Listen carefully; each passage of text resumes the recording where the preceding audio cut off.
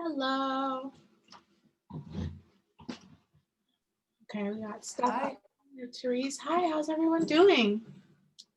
Good. How are you doing, Stephanie? You're good? Chantel cannot come tonight. She might join partway through, but she said she won't make it at the very beginning. So it's only the three of us. And yeah, let's see. I'm glad both of us already had our coaching calls. So that, oh, we got double Stephanie's. It's actually performance art or something. Yeah, this is great. I'm gonna screenshot. Stephanie sandwich. All right, cool. So today we're going to talk a little bit more about goal setting and a little bit more about how to get like into the zone. I think that oh, Steph, can you hear? Can you see? Are you good?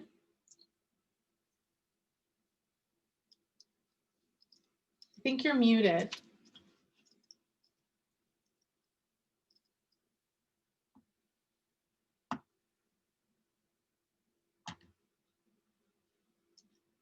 I can't hear you.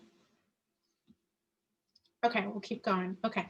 All right. So one thing that I noticed in talking with most of the people, so I spoke with Chantel, I spoke with you guys, was kind of about this idea of getting into the body or feeling art in the body first, kind of finding out where inspiration starts.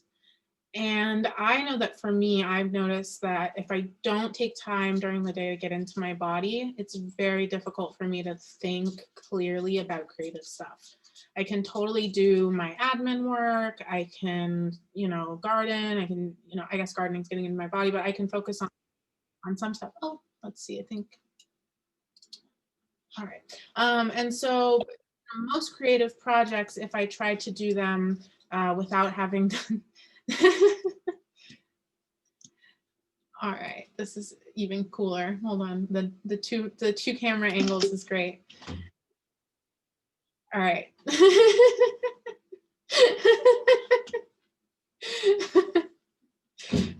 So yeah, basically the sense of getting into the body as a way to get into the mind first and really like resetting the tone before diving into the more creative work or the more special work.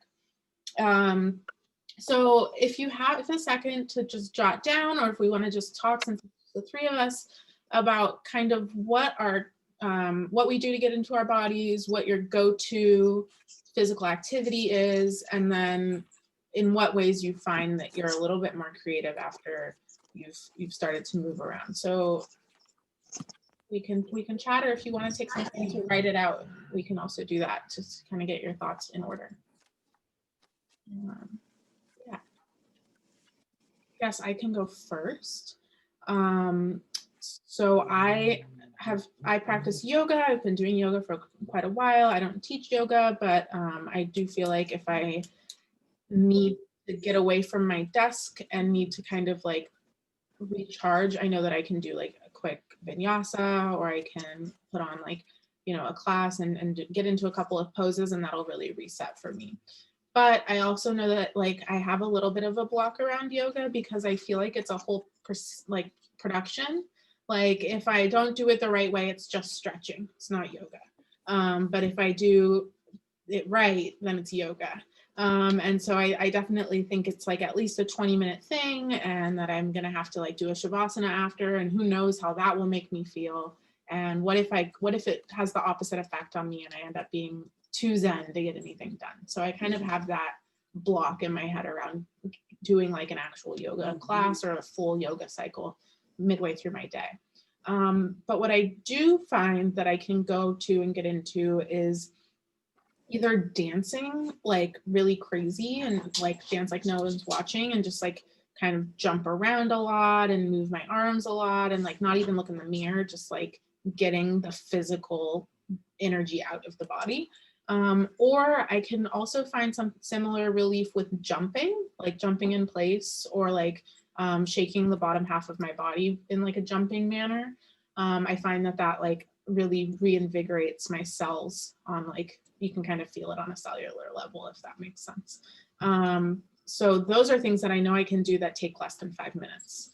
And I always feel recharged after that. I don't have that kind of like post slump because it's just a minute or two.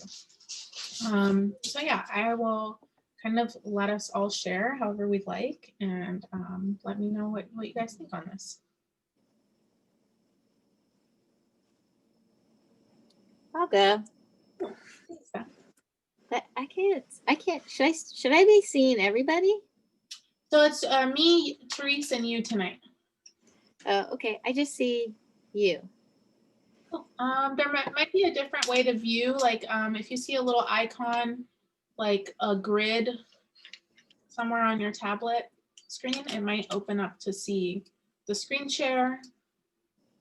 More. If you're on a tablet or a phone, it might not be available to. Yeah. Or there Yeah. might, Oh, you're trying to see the screen share. there might I just know. I was trying to see everybody so I could see everybody, but it's okay. So like you said, dancing, that's my go-to, especially in the new year. I decided I have to dance a little bit every day. And that's even more, less for creativity, but more for just good energy. And then the other thing, just like quick breathing or quick meditation. Those are my two go-tos. Okay, so, and I mean, I think that the last question's a little bit of a gimme, but do you feel like it helps? Do you notice like an immediate change, or is it something like that you reflect on after, like, oh, that project was so much better because I did that? Oh yeah, no, 100% always better. And in that same vein, the yoga thing, I remember when I first started doing yoga, I thought that yoga made you too zen, so that would make you sleepy.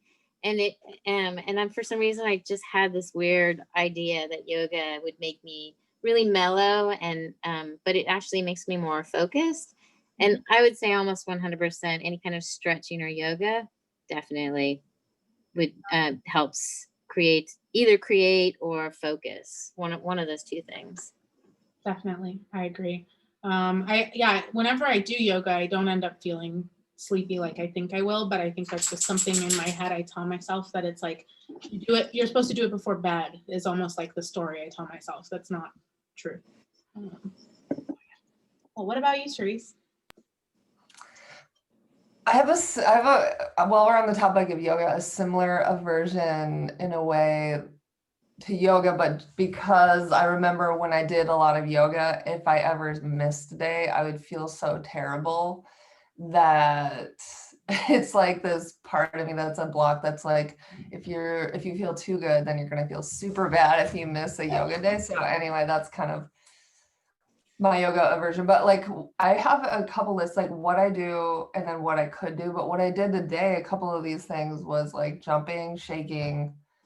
I teach a dance class, Koya. I haven't danced a whole lot lately, but we do shaking in Koya, which is really profound. And I did a little bit of that today.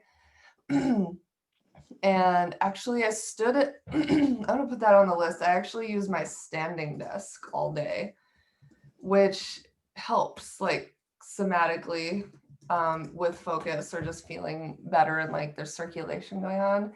And I realized making a meal and cooking must be a cathartic thing I'm doing to try to get in my body. I did a little bit of singing today to kind of reset. It just happened to come out. And I think that's partly Everest Asher, our other teacher, she's been kind of advocating for that and teaching that. And then one thing I want to add is thrill. Like we talked about that yesterday, like snowboarding, for instance, would be something that gets this exhilaration and adrenaline going that gets me into my body. And I really want to intentionally incorporate that as a creative practice right now.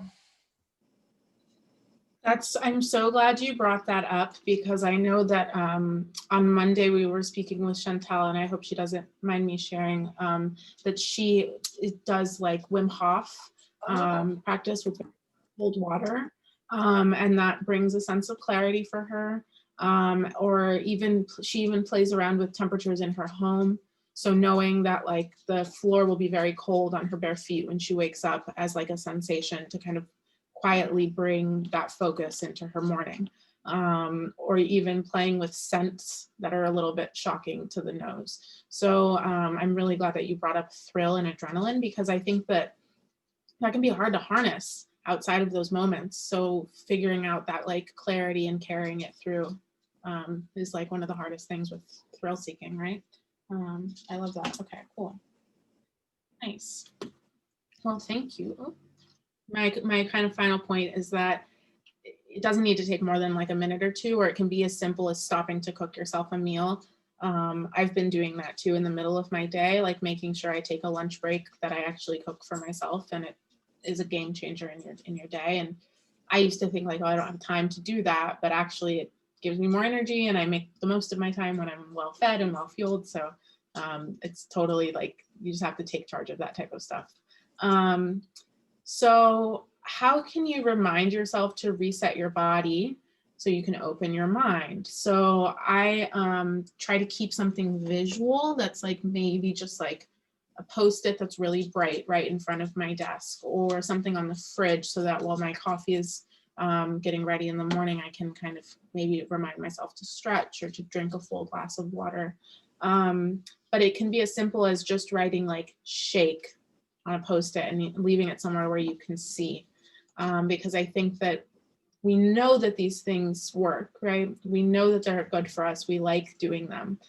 We feel better when we've done them, but it's really, how can you remind yourself in a way that you're not going to get annoyed by the reminder, and it's going to bring like a smile to your face, like, oh yeah, I do love taking a second to like listen to my favorite pop song, or sing, or sit outside with my, lunch instead of, or, how am I going to find thrill today? So I would encourage you, we don't have to do it right now, but think about something like one word that you can write down and put somewhere that you will see regularly. But yeah, we can talk about this next time and see how that's worked, and kind of what words you used and how that kind of played out over the weekend for you. My dogs are being really cute. They're tugging a toy between the two of them.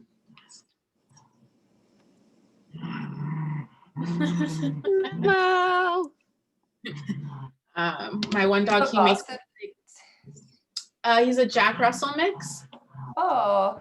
And the other one is a Dachshund mix. So I've got a really long and squat one, and I've got a tall one that jumps a lot. And they're about the same length, but one's really short. So it's pretty. Okay, so good. I'm glad that we were able to kind of talk about that. I know that I've been like playing around with shaking since last summer, and it really helps with my I sit a lot, so it totally helps with the lower half of my body when I get my legs shaken as much as possible. Such a weird thing to be like, I gotta shake it out. But you gotta shake it out sometimes. Cool. So I'm gonna take a second to quickly go over the kind of curriculum for the next couple or several weeks. This will be available. I'm going to upload the next slide as the PDF to the Slack so you can see it, but I just thought I'd go over it with the folks that are here, and then just make sure that we're kind of all on the same page of what we're going to be doing. So last week was kind of 0 week. We've introduced each other to ourselves. This week we're putting some language around what we want to do and our goals. Next week we'll kind of talk a little bit more closely about what it means to create a concept and build it out, and how we want to lay things in place for that, what that will look like for each of our projects. And then we're gonna do something, we'll start today, called treasure mapping, that I'm really excited about.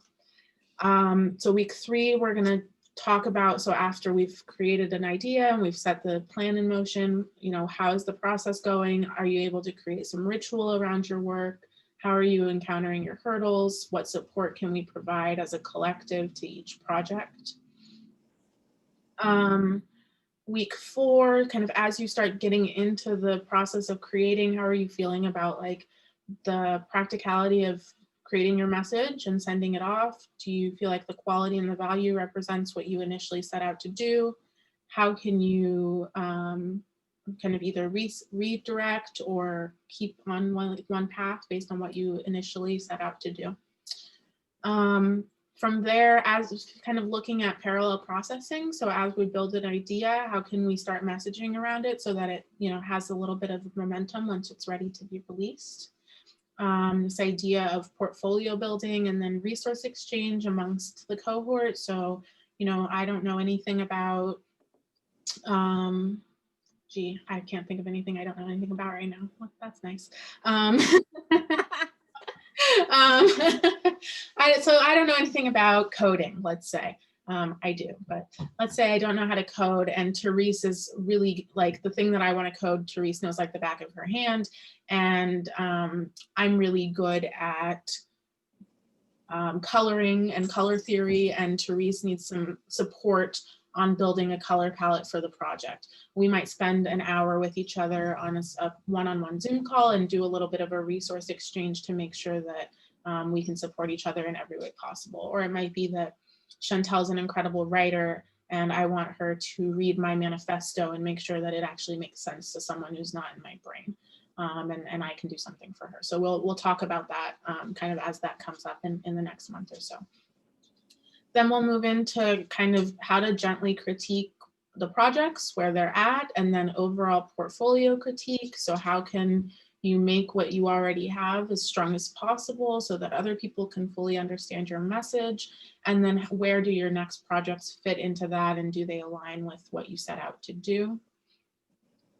We'll continue to do some more community support and resource exchange in week 7, and that's when we'll do another check-in one-on-one.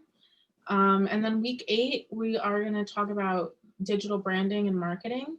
And I have a lot of easy tricks that are free, that or very low cost, that don't involve hiring anyone, that can help you take pretty much anything you have and turn it into a little bit of a tighter online presence for yourself. So a website or a deck, something that you feel like you can walk away with and be proud of by the end of the 8th week.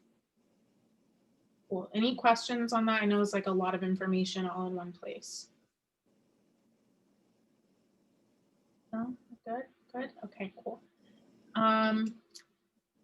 These dates are TBD, but I will let you guys know as soon as the schedule has been totally set, but we will have a couple of guests collaborators that are going to come in and facilitate. So Andy Furtado, she is an oil painter. She does kind of abstract portraiture, some landscapes, and she's based in Portland area. She's a queer artist. I think she's originated in California. And she has a studio arts background. So we're going to speak with her kind of about just the process of making in general and creating space and time in your life to be a working artist. Sarah Hornsby is a visual and performance artist, and she does some really neat stuff on her Instagram account, playing with costume and kind of collaging, but she also has a kind of like kitschy tarot side hustle that happens within all of this. That's very interesting. That I like how she integrates. Dominique Corella is a Los Angeles-based installation artist and fashion designer. She used to do a lot of arts fairs or kind of club art shows and things like that before COVID, but she's able to translate that into an online presence that I thought was pretty remarkable. And then Jess Joswick is an entrepreneurial coach, and she's a former graphic designer that now has her own coaching business. And I really like her kind of straightforward way of teaching, and just kind of she just cuts right to it. And so I think that she'll be able to provide some insights on personal branding and kind of really putting a flag in the ground when it comes to like your art and your own identity as an artist as well. So once the collaborator schedule is all set, I'll have Hannah put the links to the collaborators in the Slack channel. And then if you know anyone who might benefit from these one-off workshops, not on the days that I'm teaching, but on the days that the guest facilitators will be teaching, we'll have guest passes available if anybody wants to invite someone else to come in. Sarah and Dominique, these are going to be really interactive Q&A sessions. So I'll probably do a little intro ahead, and that way we can prepare questions and just have a more casual conversation. And then Andy and Jess will be kind of running their own agenda throughout the workshop. Cool. All right. And we'll talk more about them as time comes on.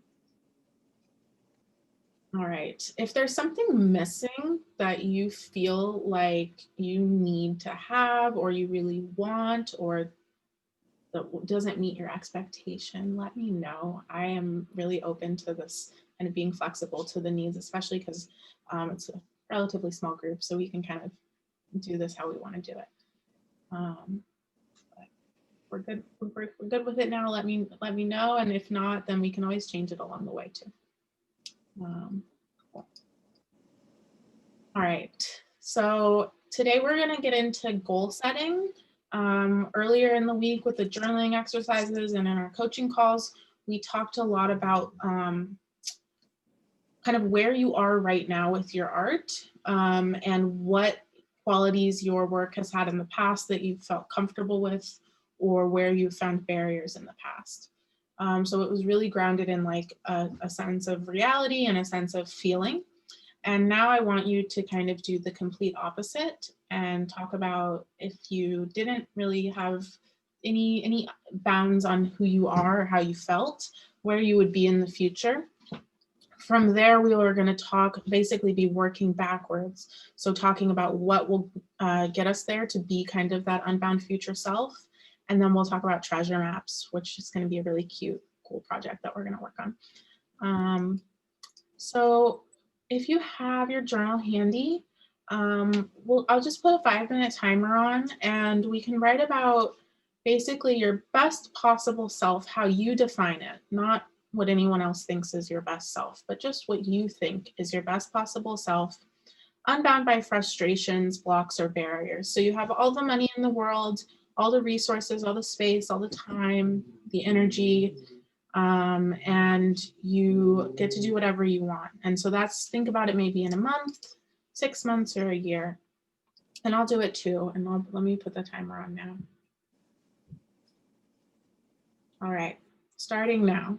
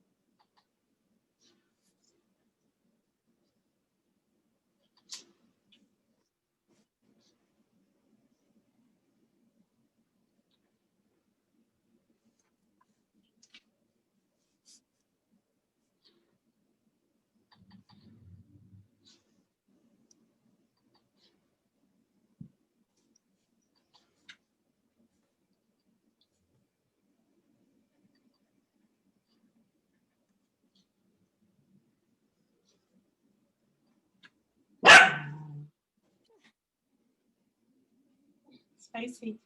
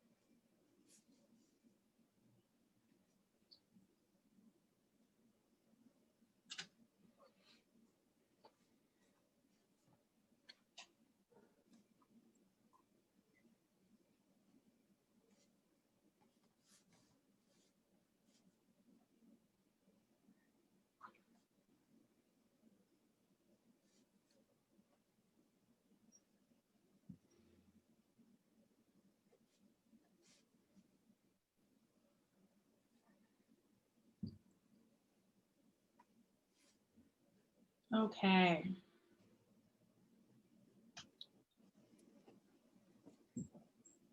So the overarching question about your future self is, what kind of creative practice does she have? So we can talk closely about these kind of landmarks in time and what you've thought about your future self, but I'm really curious to know what you envision her creative practice to be like. And I'll go last this time, so I'll let one of you guys go first.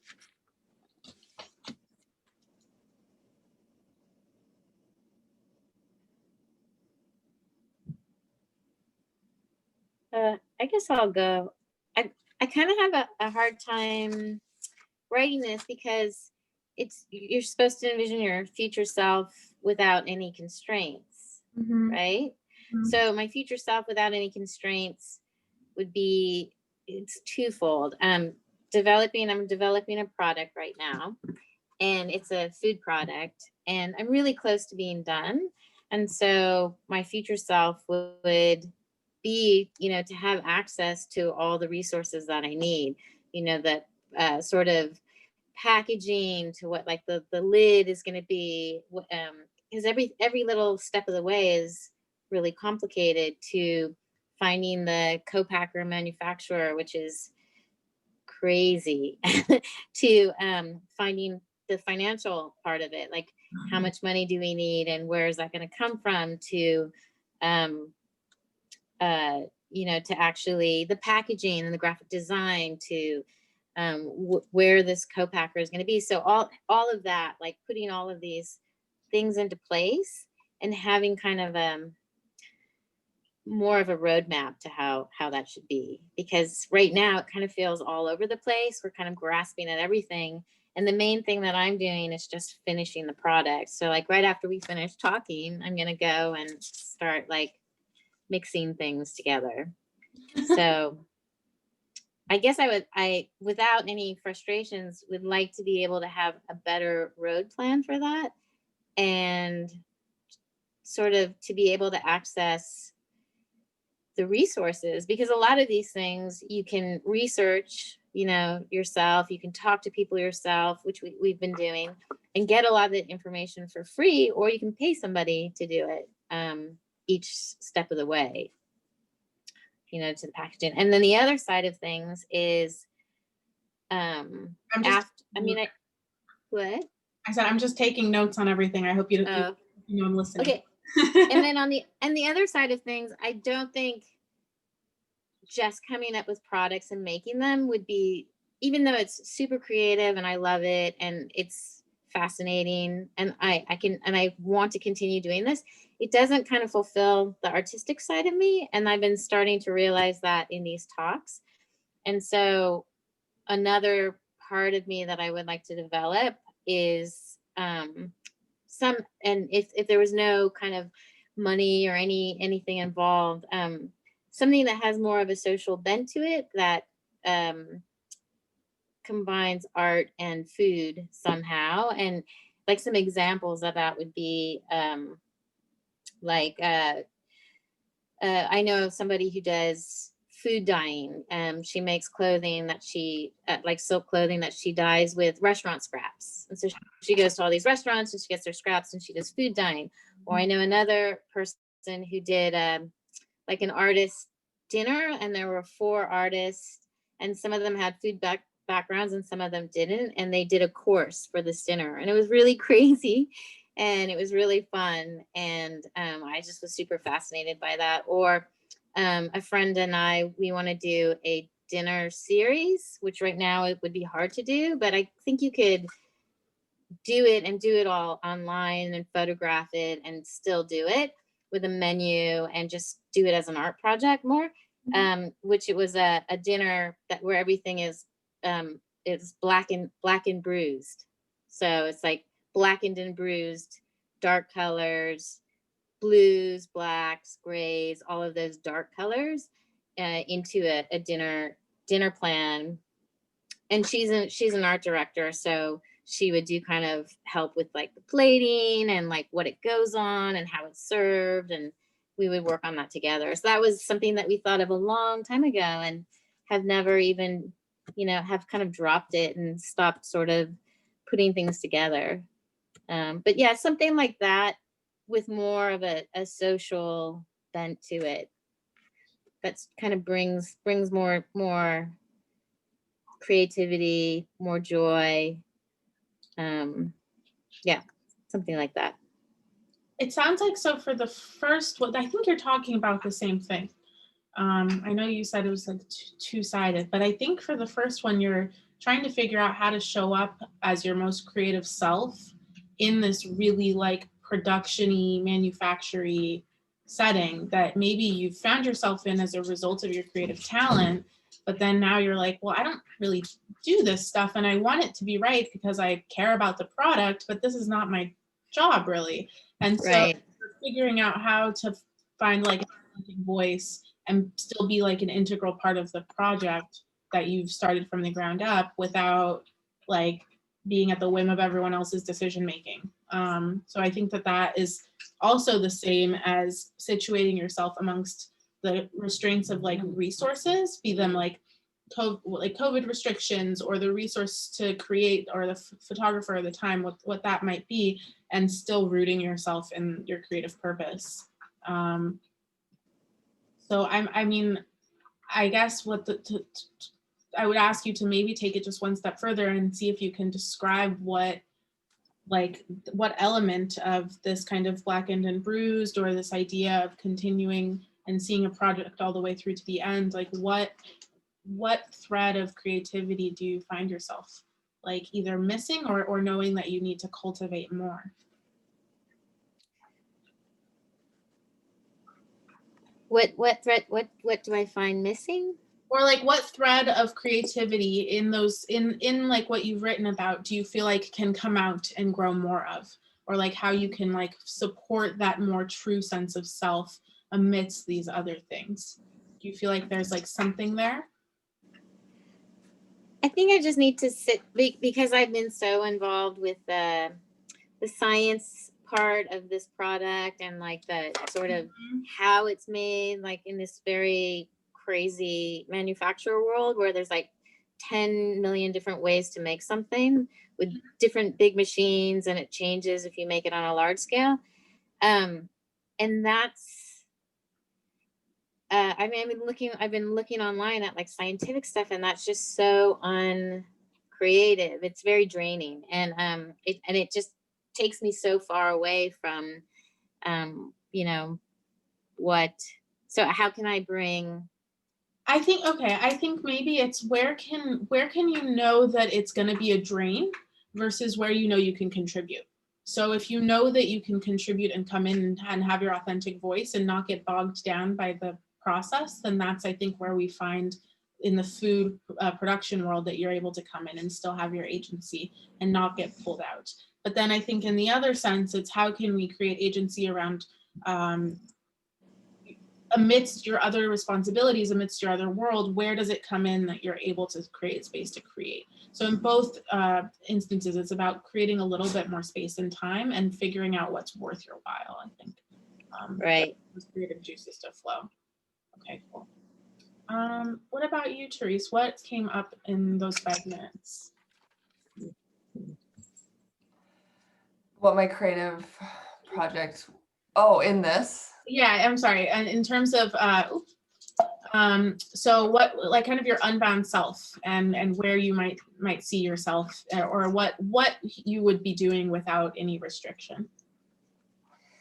So what's coming up is the first thing I'm writing always, and I've been saying this for 15 years, okay, probably. But anyway, I would be snowboarding all the time, like 4 to 5 days a week. I would live in a mountain town where I feel like I'm thriving. Like I always used to want to be just not just, but I wanted to just have a simple life of snowboarding and being a jewelry artist in a small town. But I mean, I'm expanding beyond that now and have for a while, but just I like a small town feeling, and I would like it to be near a cultured area that has art events and art museums, or to be really unbounded, have 2 homes, and one is in this rural area, and one, I can go live kind of a city, more cultured life.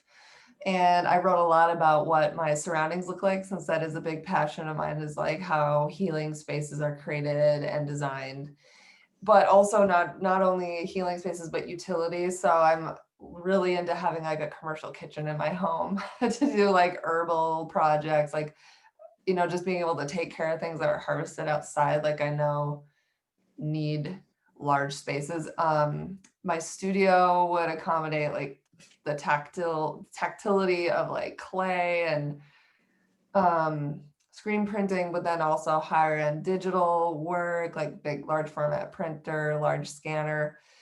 And it would also have, I've had this image on my Pinterest board for a long time of this perfect studio that's like huge, overlooking the mountains, huge window, big concrete floor, open space. And that is my dream. And I would be able to dance in the same place that I am making art, because I do teach this dance class, so I can maybe even teach the class in this space. Has been the dream always, is to have this combination studio for art and design, dance studio, just all in one space. Like it could be, if I was really unbounded and I lived in the city as well, maybe it's this huge loft that I do graphics and part of it, and then dance in the rest of it. So I called it a temple. Like my temple is situated in my studio, probably like my, you know, altar and everything is in the same space creatively, you know, the ritual part, with artistry. So that's more like what the space, I wrote a lot about the space I would be in. And then I wrote more of my 1 month, 6 month, and 1 year about specifics about like my creative process or what I'll be producing in those times. Okay, cool. Yeah, and I guess that kind of transitions into the next idea, which would be like, what kind of creative practice does this unbound woman have? And I'm curious what that looks like for you. So in the next 1 month, I want to be teaching Koya weekly, publishing, writing on a blog and a podcast monthly, just once a month for now, seems like good. Sharing my branding content, that is, I call it Artful Thrills, sharing it on my social media, slaying it at my career job by keeping track of all my traffic. I am my own project manager, basically. And knowing that I'm creating like a cultural contribution to my company and beyond, still traveling and starting to sketch for pleasure, this Art Nouveau style that I really want to sketch for pleasure using my digital means, collage and iPad. And then in 6 months, unbounded, living in Sedona, Arizona area, where I'm in the juicy community in real life with a bunch of people who like dance in the vortex, which is what I was doing there a couple of months ago. And I love Sedona. It's one of my favorite places in the world. It's so magical there. I like don't even know how to, it's another world. I love Sedona so much. It is. It's like Mars is what I say, just because everything is so red and like, it's so amazing. And if I was super unbounded, I would buy a house there, right? But like, that's just seems like a very, very, seems really hard to live there right now. No one can really move there right now. It's like so popular, it's so growing. But I'll be hiking regularly, sleeping really well. I'm currently sleeping really well because I'm out living in the woods and I like really need that. I haven't slept much, you know, living in the city is just not like that. But so I'd be sleeping really well, so feeling really fulfilled.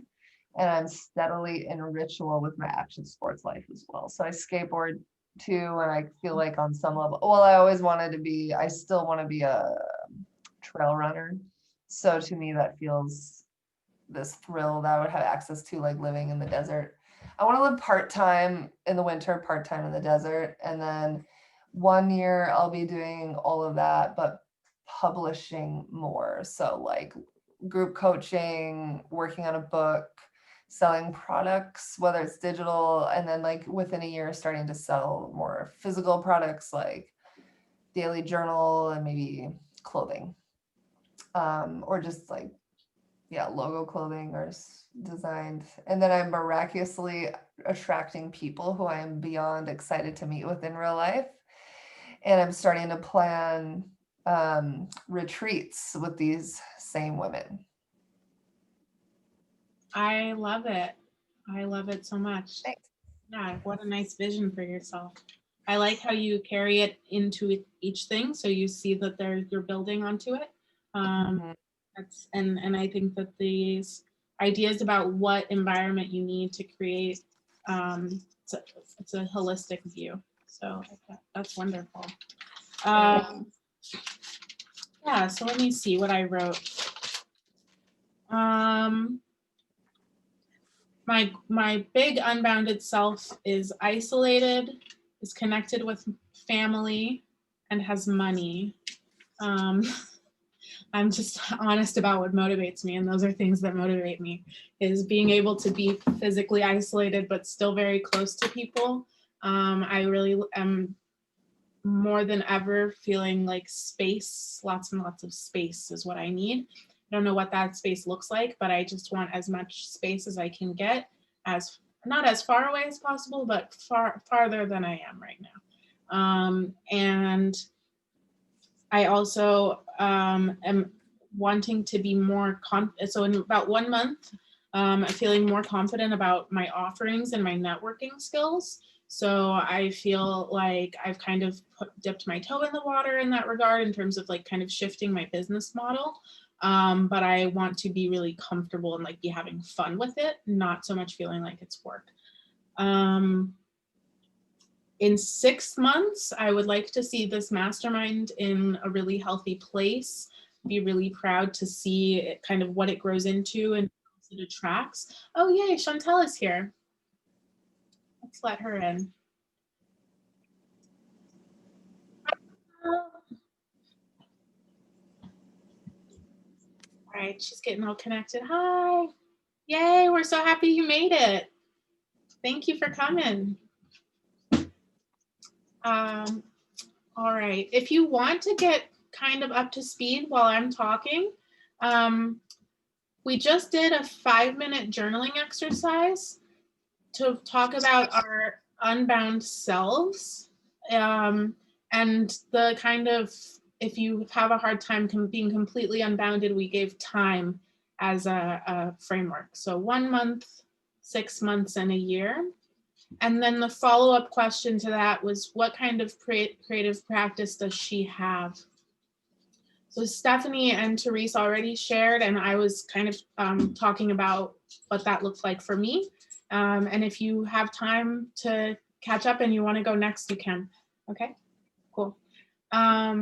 So yeah, in about 6 months, I see this mastermind in a healthy place, and I don't really have clear expectations other than what I want it to function as, which I think it's already doing for our small group, but I'm curious how that looks with growth and with scale. I've applied to graduate school recently, and so in about a year, I'm curious where PhD program would fall into the business model, or how that they would kind of be more symbiotic, and where passive income starts coming into place with my model, so that I can kind of continue to learn and grow in the arts at the same time. And then during all of this time, I'm thinking about creating content, just more content, because I find that the more I put out, people seem to be interested in engaging. And even if I'm not monetizing that content, I really like creating content and I like engaging with people about it. So I think kind of getting over this idea that it all needs to, like every piece of content needs to be monetized, but instead creating a full suite of programming and having some things that are scaled and some things that are public and available. So I wrote what kind of content I would want to be making.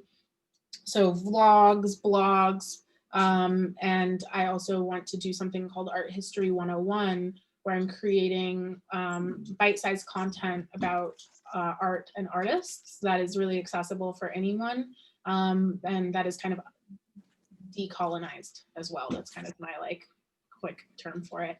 And so I wrote down what I need to kind of get there. And I realized that I kind of have all this stuff already in my immediate resource here at my desk or within me.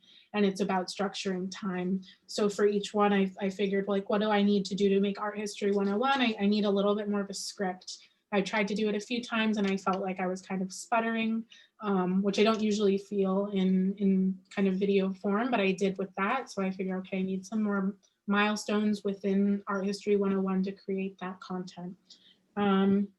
What do I need to do to make more blogs? I need to sit down and write. That's really no other way to get a blog out than sitting down and writing it and then posting it.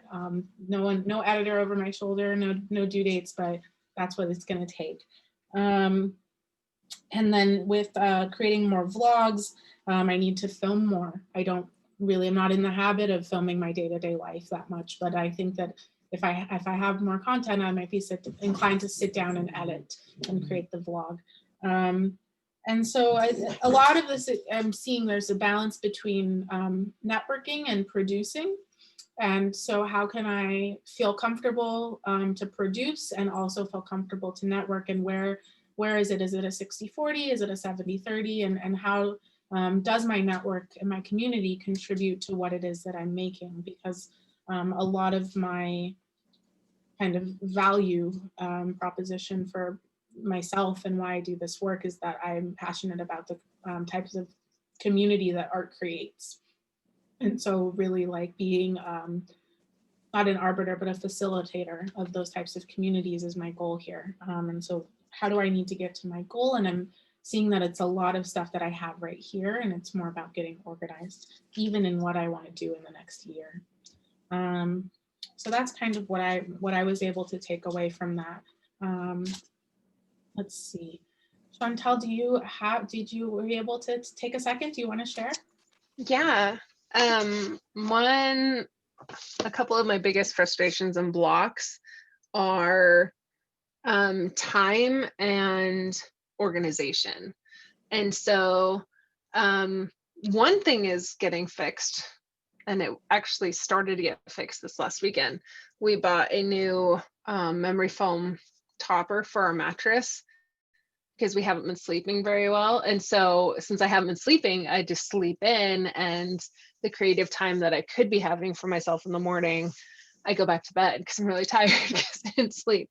And the last few nights since we did that, I've actually been sleeping so much better.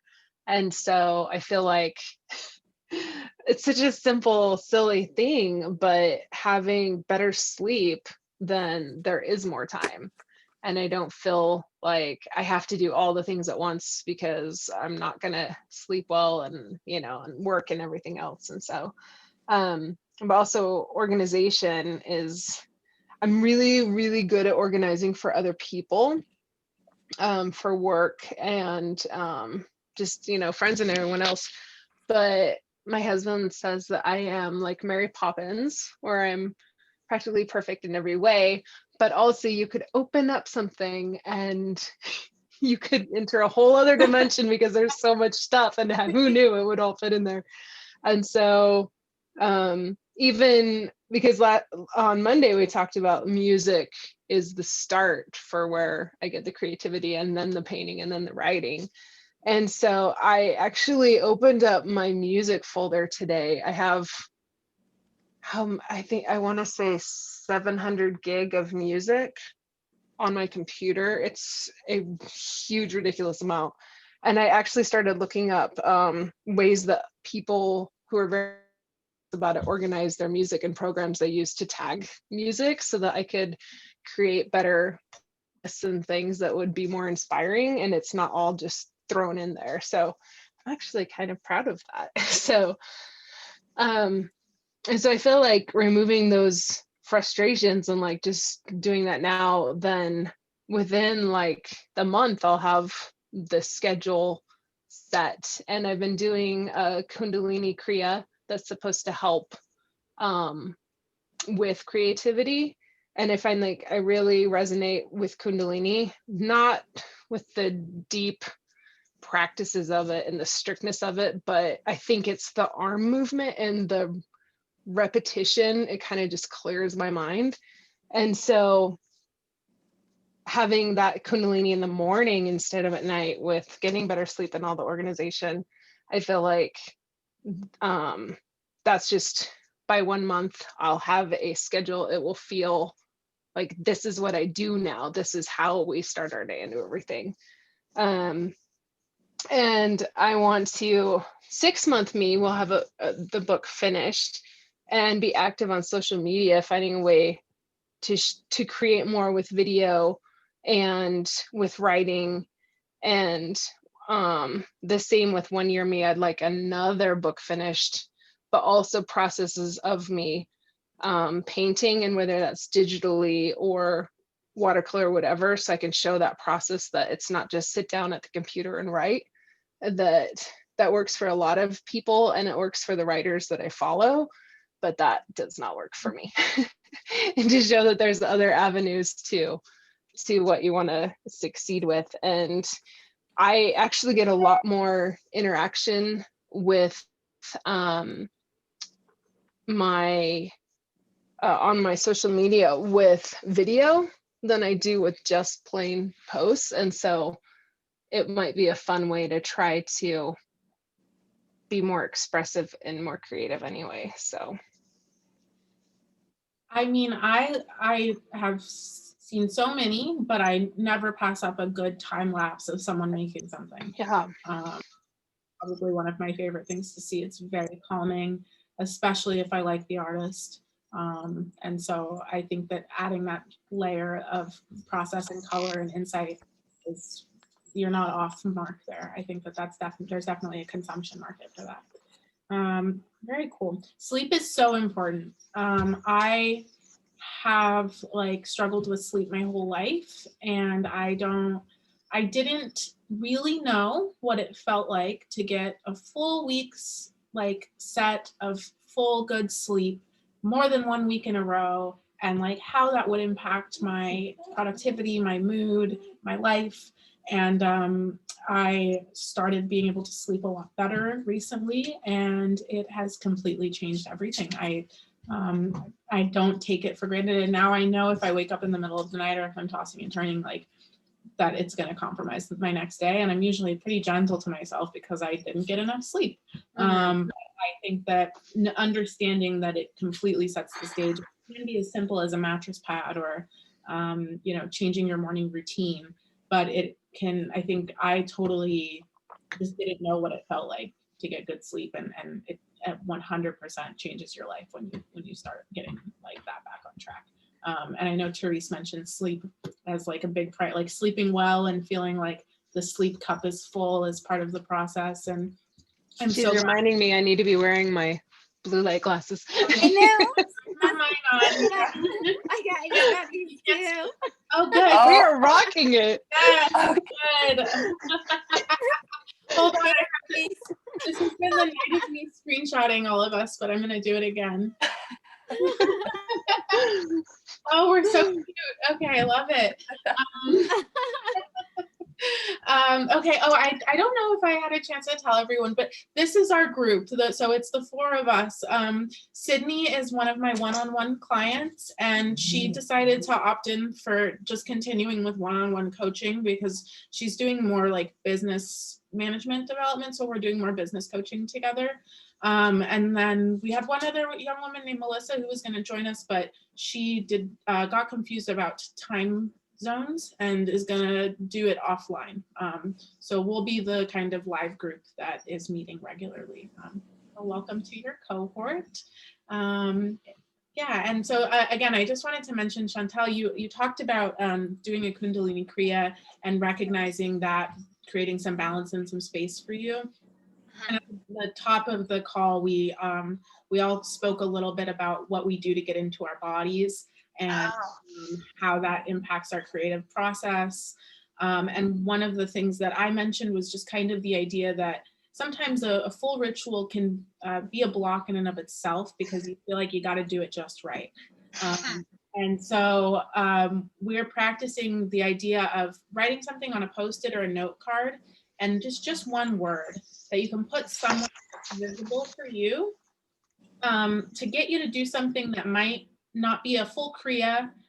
For me, it's bouncing or jumping. To get my my cells and my lymph moving around and just kind of re-energize. And if I do that for 60 to 90 seconds, I know that that'll be like a pick me up. And so if you have something that you can, so I think for me, I'm going to write like jump. Teresa's word might be thrill, because she's interested in how to integrate a more of adrenaline and thrill into her day-to-day physical activity. So, and I'm going to put it, right where I can see it by my desk. And anytime I'm feeling a little bit not my fullest self, or like I can't be present in my creativity, I'm going to try to integrate a little bit more of my jumping into my, if you can think of maybe like something about the prana that comes to you with the arm movements of a Kundalini Kriya. If there's a way that you can maybe do some rhythmic like pounding for a couple of minutes on your mat, but not so whatever works for you. But I think we'll talk about that on Monday and see how that panned out over the weekend. Cool. So I think we're all sped up now. We don't have a ton of time left today, but I will show you. So this one I think I'll put in the Slack as kind of follow-up idea.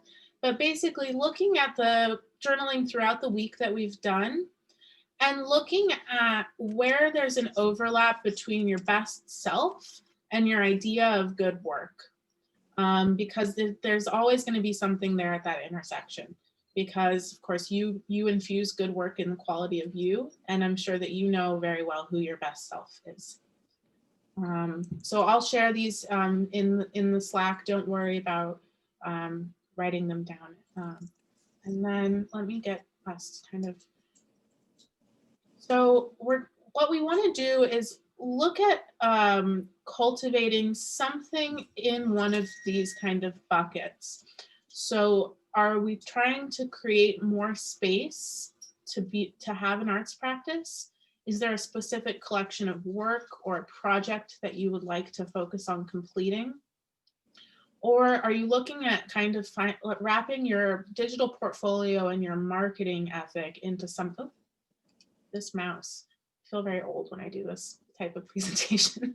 Or is there some type of digital portfolio that you've been wanting to cultivate, or marketing practice, or maybe it's something completely different.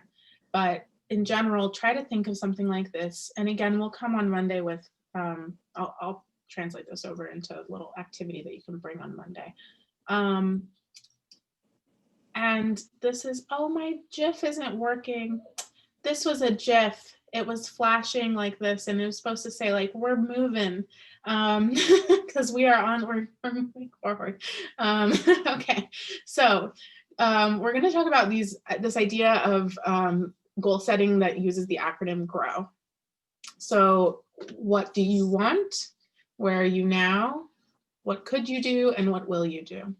And I think that we have enough time to kind of high level talk about this each step for each of us in our progress, and then I'll have you all kind of take this away as an exercise to bring on Monday, and that will bring us into this idea of a treasure map. So I'll talk about that after we just quickly kind of each speak on what we want, where we are, our options, and kind of what a realistic next step would be. Chantal, do you want to start since you haven't had a lot of airtime today? Yeah, totally. What I wanted at the beginning of this has kind of changed, and which is actually really exciting. I want to release a body of art that goes with the book that I'm writing now. And I still want to release the book under a pen name, Nice. but I want to release the art as me, which still feels really good because I can do the social media and stuff that I had just spoken about, as me. I can say that it is, part of a creative process with writing, but I like keeping those two worlds separate for things we can dive deep into later. Well, also, I love this idea that you have a book deal as an artist, right? I know, right? Wouldn't that be awesome? Hired to do the art for a book. Oh my God, good for you. And then, Right? and like, you know, who cares who the author is? Like, oh my God. Yeah, exactly.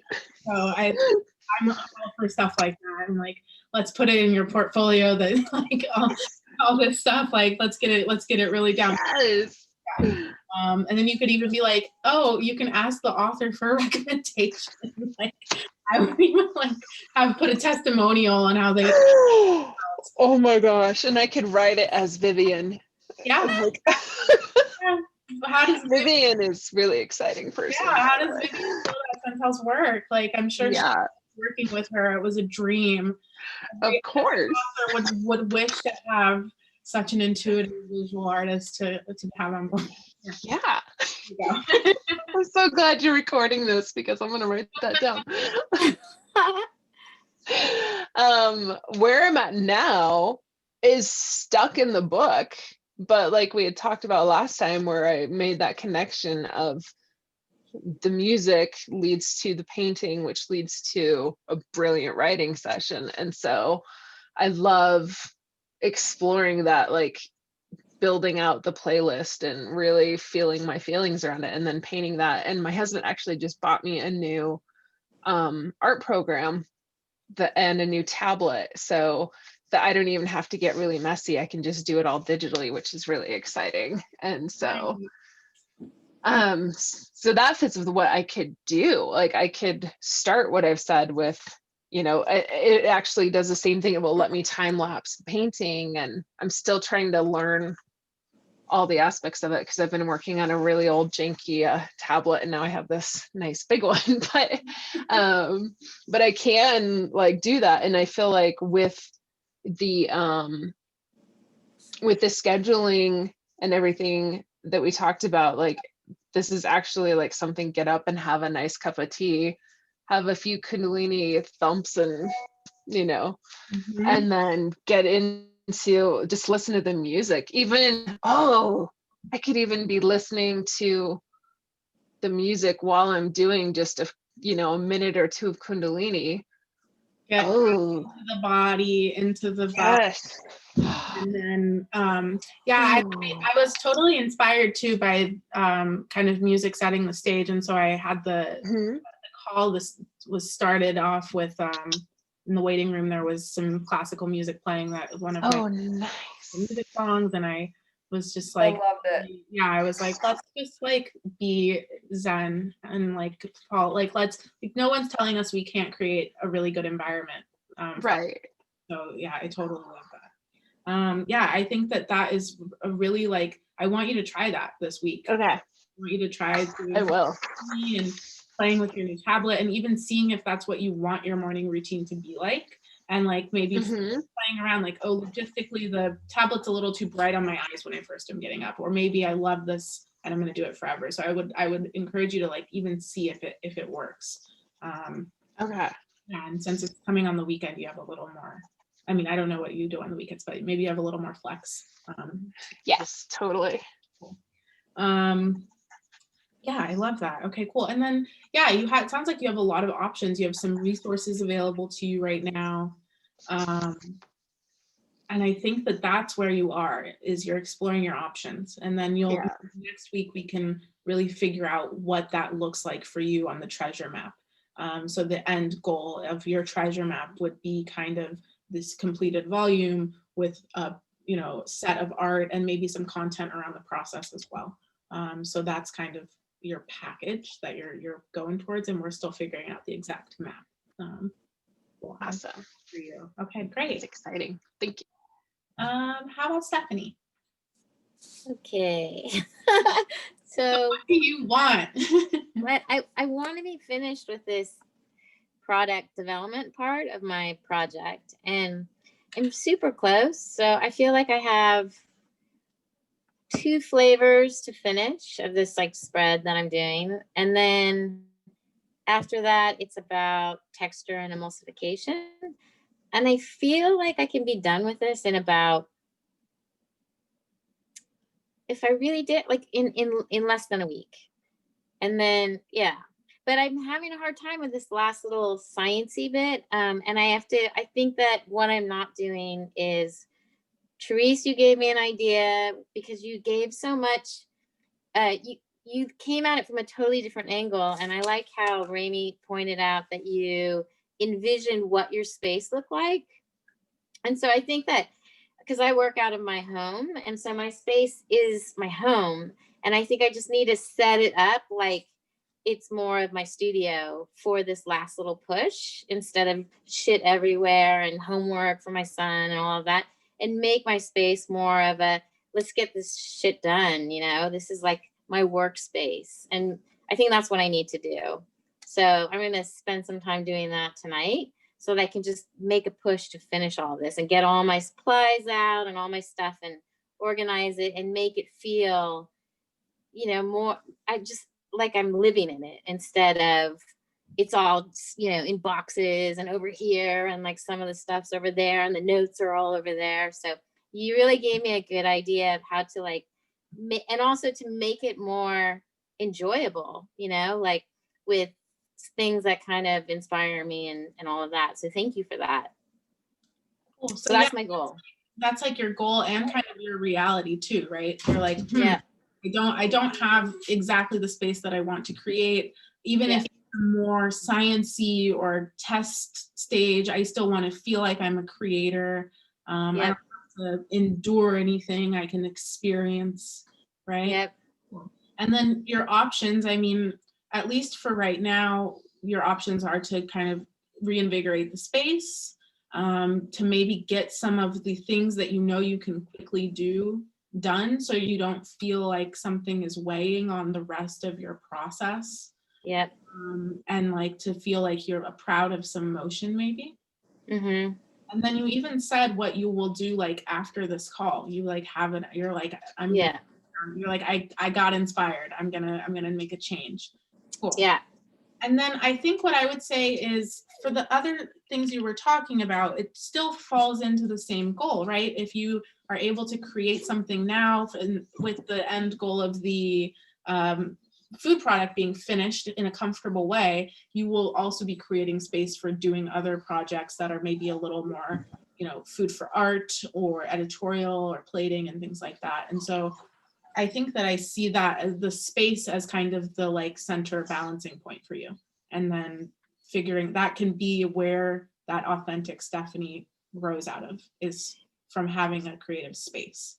What's so funny? I have a friend she's an artistic director of like production companies, and she's all industrial design and all these different things. And my place used to be really, really chaotic. And I remember she came over to help me with my space, and she said, your kitchen needs to be like the most beautiful part of your space.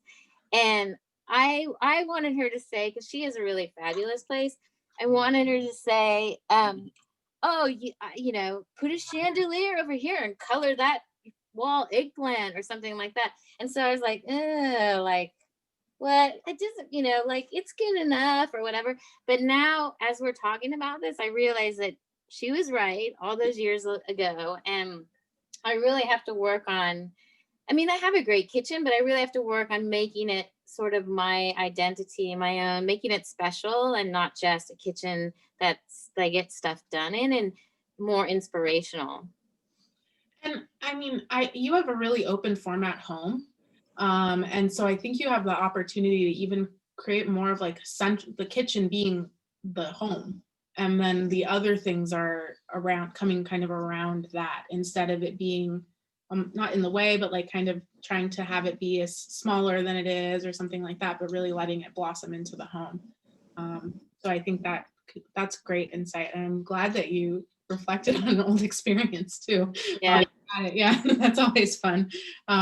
Beautiful, cool. And I think that, so I think for you, it's really about this making space to create. That seems like that's kind of your central goal, whereas like Chantel is like creating a collection of work. So yeah, I'm curious, Therese, what where are you kind of at with this like temperature check, I guess?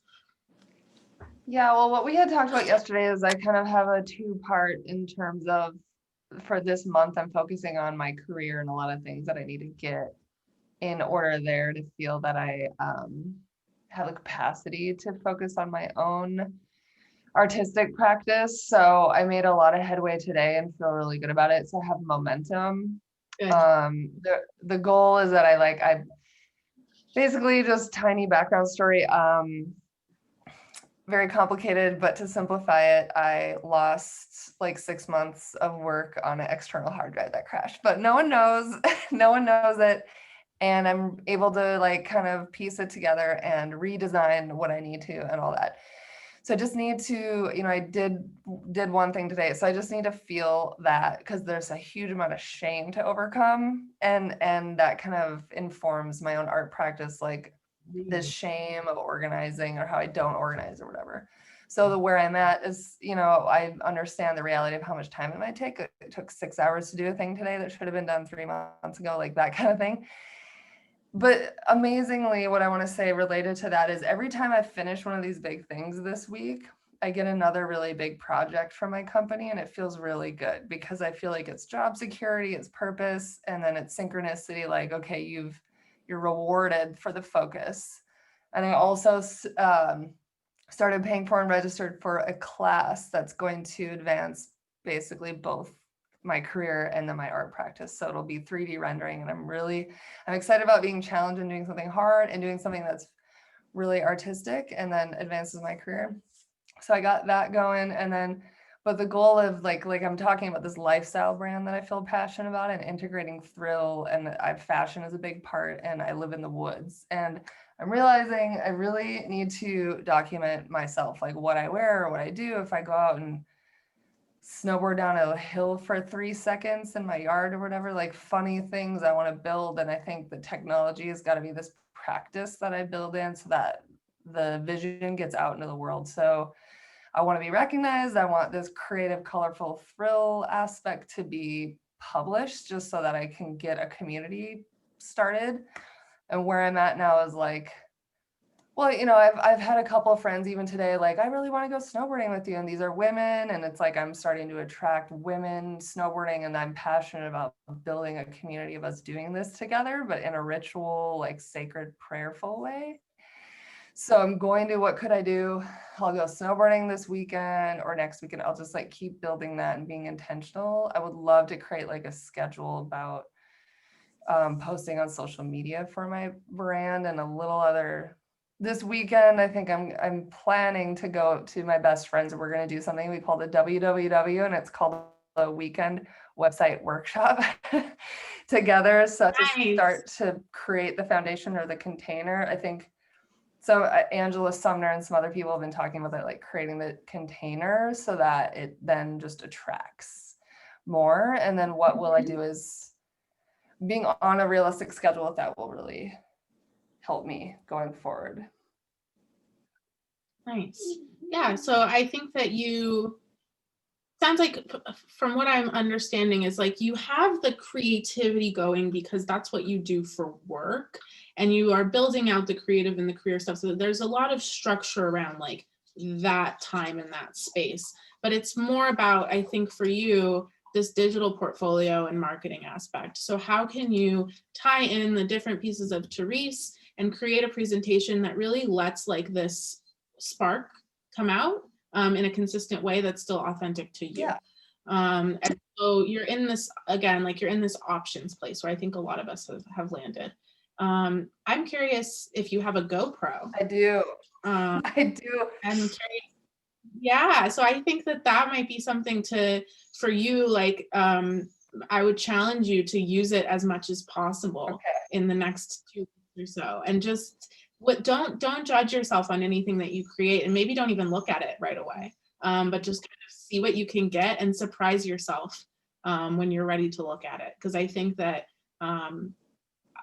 I don't know a lot about snow sports or snowboarding, but I'm pretty sure that there's lesser density of women, and especially this type of collaborative community that you're talking about in the snowboarding world. I don't imagine that there's a lot of like witches who snowboard, at least talking about it, right? Exactly. Yeah. So like I'm sure there's witches doing all sorts of stuff all the time, but in terms of creating the community. So I think it'd be really cool to see where like not only you doing it and being present and recording it, but where your presentation style comes into play as well. And where that like personal branding element comes in. So yeah, I think for you, it's like, don't be shy about gathering that content. And I think I'm in the same place too. Like, how can I build that content? Cool. Okay, well, I like where we all are. This is making me so happy. I'll give you the light version of this assignment. This weekend, I want you to mood board and just collect your images of what your journey might look like. And I don't even need it to be in order. I just want you to start visualizing your space. If, Therese, if you have like people who you think have really badass Instagram or visuals that you want to start embodying, or, maybe this person isn't a snowboarder, but I love what she does with her GoPro or something like that. And then I think, Chantal, like what type of process, what type of book arts are you envisioning?